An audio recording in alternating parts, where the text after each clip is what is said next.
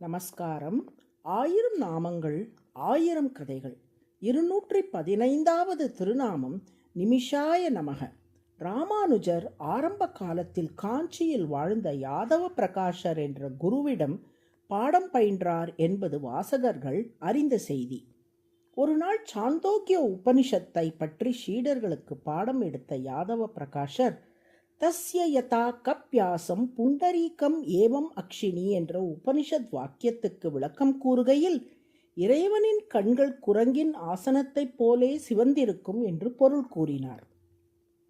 அதை கேட்டவாறே ராமானுஜரின் கண்களில் இருந்து தாரை தாரையாக கண்ணீர் பெருக்கெடுத்து வந்தது.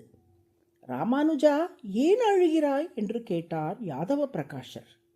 சுவாமி, இறைவனின் கண்களுக்கு இவ்வாறு அருவருக்கத்தக்க ஓமையை சொல்லலாமா?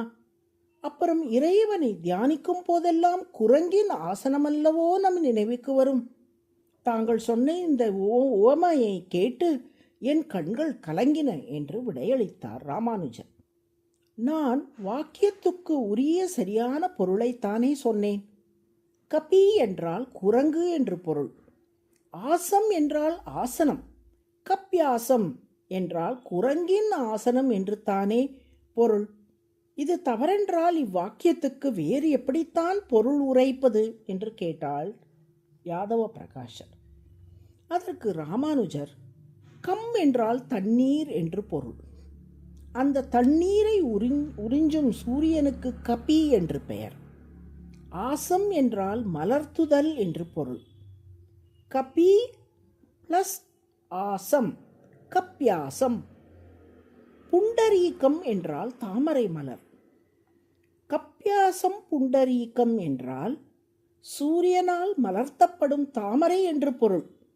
இறைவன் கண்களை மூடி திறப்பது தாமரை மொட்டு மலராக மலர்வதை ஒத்திருக்கும் என்று இவ்வாக்கியத்துக்கு பொருள் கூறலாமே என்றார். அந்த பதிலை கேட்டு மற்ற மாணவர்கள் அனைவரும் வியந்தார்கள். குரு கூறிய விளக்கத்தை விட சக மாணாக்கரான ராமானுஜர் கூறிய விளக்கம் சிறப்பாக இருப்பதாக அவர்கள் உணர்ந்தார்கள். மிகவும் அனுபவம் வாய்ந்த குருவான யாதவ பிரகாஷரால் விளக்க முடியாத இந்த உபனிஷத் வாக்கியத்தை இளமை பருவத்திலிருந்த ராமானுஜரால் எப்படி சரியான முறையில் விளக்க முடிந்தது?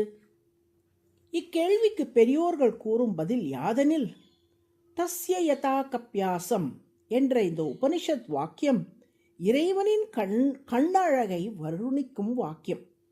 இறைவனின் அருள் பெற்றவர்களால் மட்டுமே அவனது கண்ணழகை பற்றி பேச முடியுமே ஒழிய, அவன் அருள் இல்லாமல் அவன் கண்ணழகை மட்டும் பேசவே முடியாது.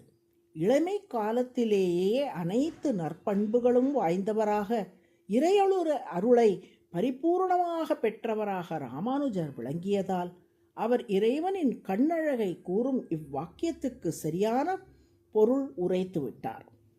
ஆனால் செருக்கும் பொறாமையும் நிறைந்தவரான யாதவ பிரகாஷருக்கு இறைவனின் அருள் கிட்டவில்லை. அதனால் அவரால் இவ்வாக்கியத்தின் பொருளையும் சரியாக உரைக்க முடியவில்லை. நற்பண்புகளும் பக்தியும் மிக்கவர்களாக அறவழியில் வாழும் மகான்களுக்கே இறைவன் அருள் புரிந்து தனது அழகையும் மேன்மைகளையும் காட்டி அருளுகிறான்.